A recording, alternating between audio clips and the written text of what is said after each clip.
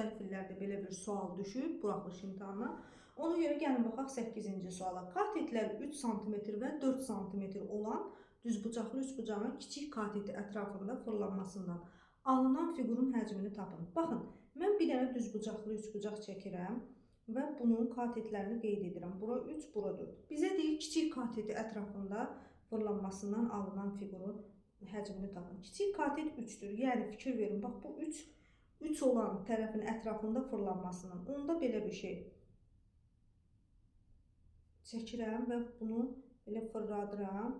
Fikir verin, belə bir konus çizdi.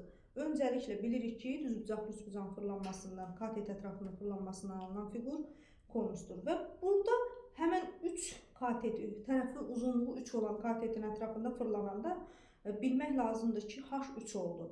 Və bilmək lazımdır ki, bunun radiusu R, yəni R oldu 4.